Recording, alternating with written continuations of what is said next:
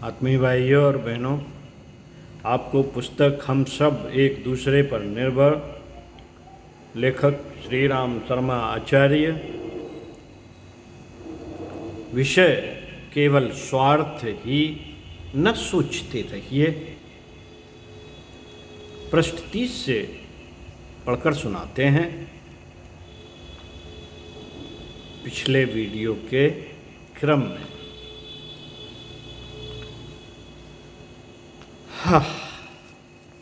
मनुष्य इच्छाओं का पुतला है। उसके व्यावहारिक जीवन में हर क्षण अनेकों आकांक्षाएं उठा करती हैं। स्वास्थ्य की, धन की, पुण्य, परिवार और यश की अनेकों कामनाएं प्रत्येक मनुष्य में होती हैं। इसके विविध काल्पनिक चित्र मस्तिष्क में बनते बिगड़ते रहते हैं। जैसे ही कोई कामना स्थिर हुई कि मानसिक शक्तियां उसकी पूर्ति में जुट जाती हैं। शारीरिक चेष्टाएं उसी दिशा में कार्य करने लगती हैं। संसार की विभिन्न गतिविधियों व क्रियाकलाप चाहे भौतिक हो अथवा आध्यात्मिक इच्छाओं की पृष्ठभूमि पर निर्धारित होते हैं।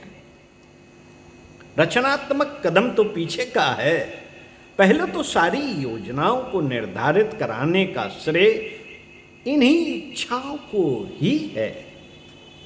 स्थिर तालाब के जल में जब किसी मिट्टी के ढेले या कंकड़ को फेंकते हैं तो उसमें लहरें उठने लगती हैं। पत्थर के भार व फेंकने की गति के अनुरूप ही लहरों का उठना तेजी व सुस्त गति से होता है। ठीक इसी प्रकार हमारी इच्छाएं क्या हैं? यह हमारी शारीरिक चेष्टाएं चेहरे के हाव भाव बताते रहते हैं। व्यभिचारी व्यक्ति की आंखों से हर क्षण निर्लज्जता के भाव परिलक्षित होंगे। चेहरे का डरावनापन अपने आप व्यक्त कर देता है कि यह व्यक्ति चोर, डाकू, बदमाश है। कसाई की दुर्गंध से ही गाय यह पहचान लेती है कि वह वध करना चाहता है।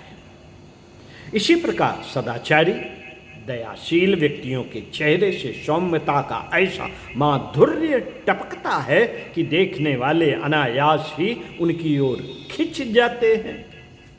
विचार युक्त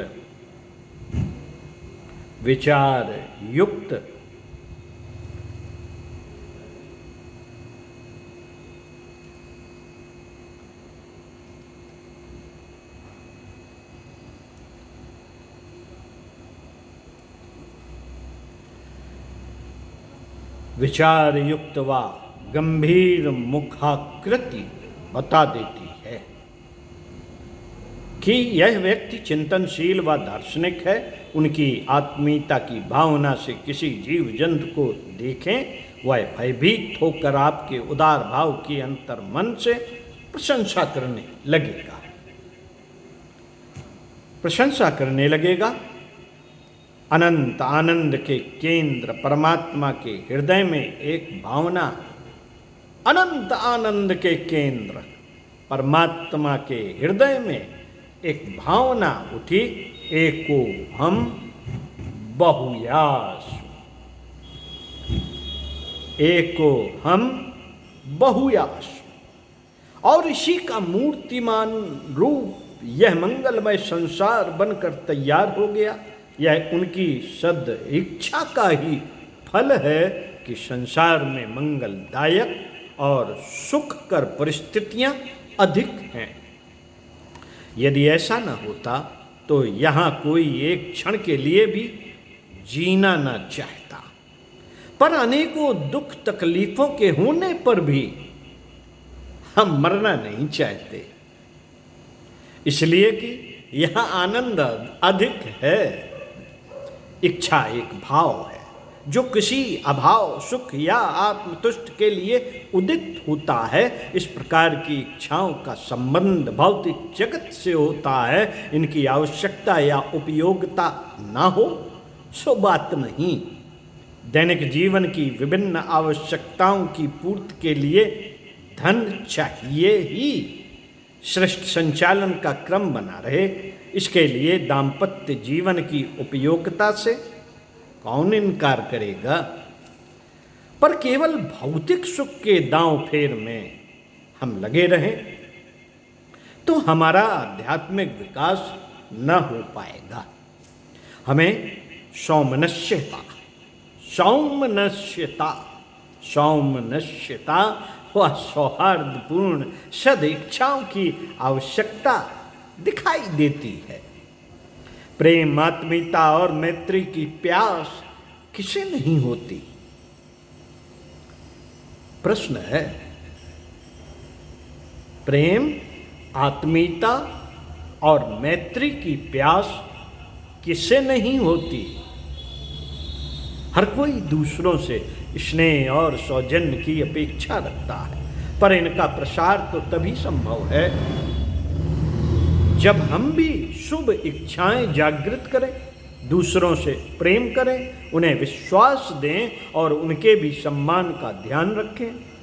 इन इच्छाओं के प्रगाढ़ होने से सामाजिक व नैतिक व्यवस्था सुदृढ़, सुखद होती है, पर इनके अभाव में चारों ओर शुष्कता का ही साम्राज्य छाया दिखाई देगा।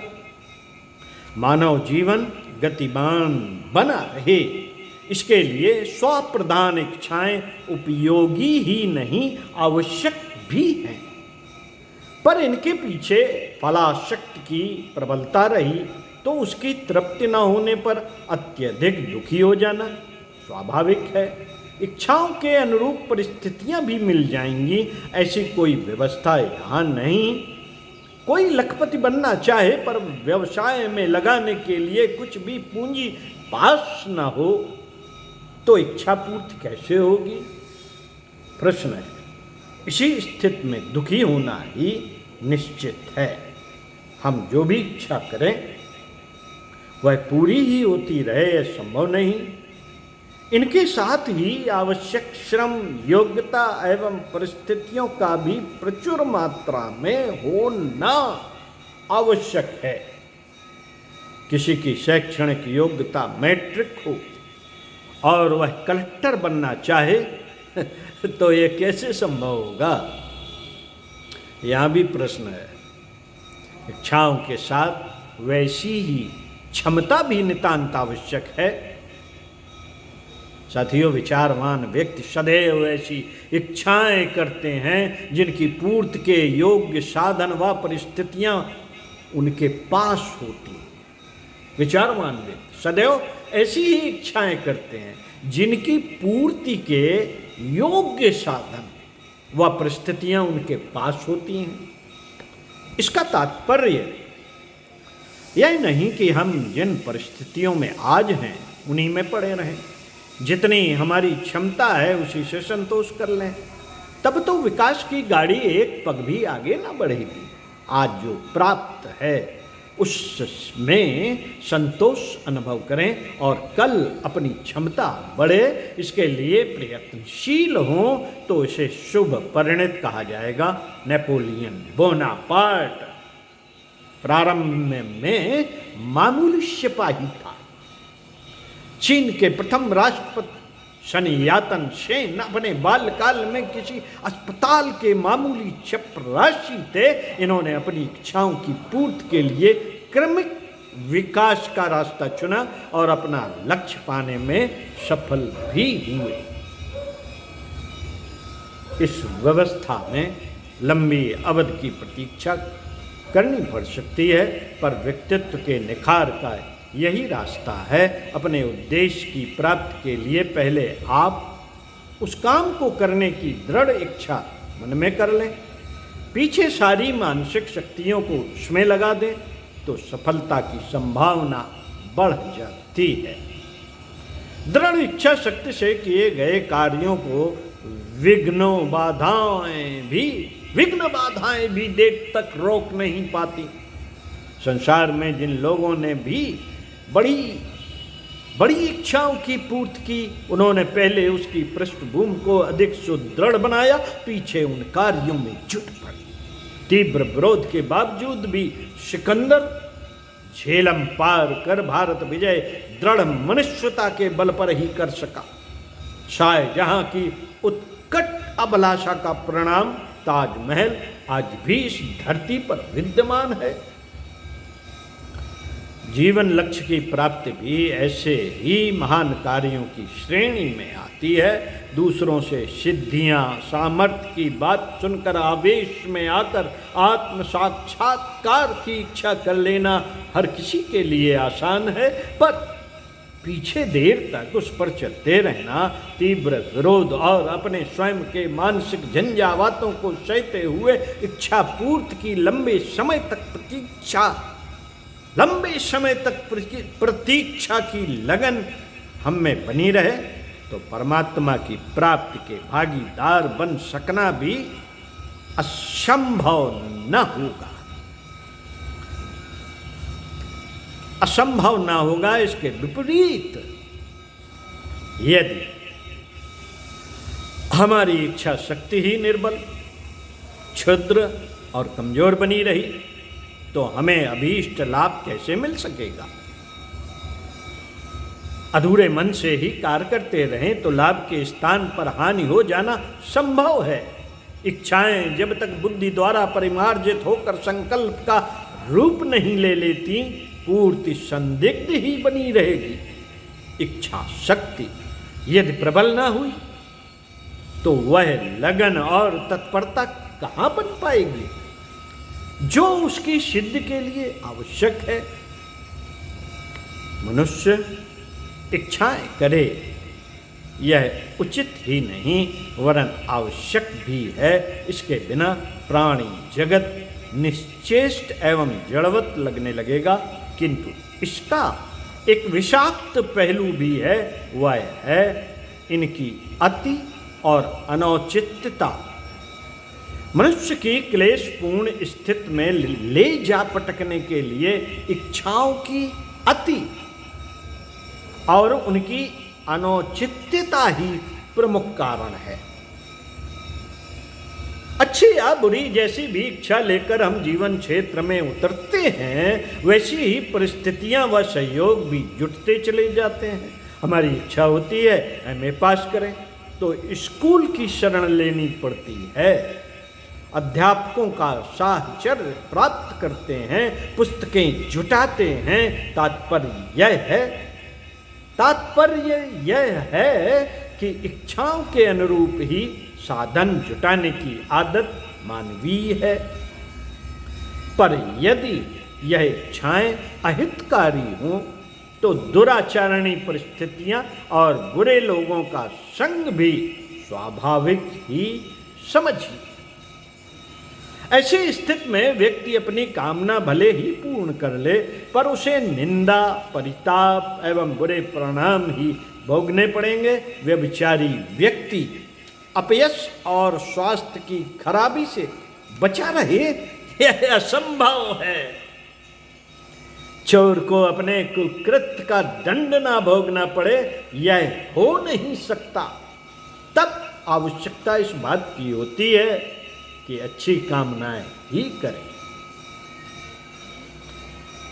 शास्त्राकारों और मनीषियों ने इसलिए अपने स्वार्थ हित की आवश्यकता भर चिंता करते हुए परमार्थ प्रयोजनों के लिए अधिक से अधिक प्रयास करते रहने का निर्देश दिया है। अपने निर्वाह और हित के लिए स्वार्थ रखना और उसे पूरा करना भी आवश्यक है, पर उससे एक सीमा तक ही उचित कहा जा सकता है। मनुष्य की अधिकांश इच्छाओं का केंद्र उसका स्वयं का हित और स्वयं का स्वार्थ है। अधिकांश व्यक्ति ये सोचते हैं कि प्रयत्न करते हुए अपनी जिंदगी गुजार देते हैं कि हम सुविधापूर्वक अपना जीवन व्यतीत करें तथा जितना हो सके उतनी सुख सुविधाएं अर्जित करें। लोग सोचते हैं कि हमें कोई बड़ा आदमी तो बनना नहीं और न कोई नामबारी कमाने की कामना है, फिर क्यों अपने को विभिन्न विधि निषेधों में बांधा जाए। प्रश्न चिंतन मनन का, क्यों क्यों दूसरों के लिए अपने आप को कष्ट दिया जाए? प्रश्न। वस्तुतः यह सोचने समझने का एकांगी दृष्टिकोण है और स्वार्थपरता का परिचायक। चलिए साथियों, अगले वीडियो में इसी विषय के संबंध में, पैरा बड़ा है, 2-3 वीडियो बनाते हैं, सुनते हैं अगले वीडियो में, इसी क्रम को आगे बढ़ाते हैं। ओम शांति।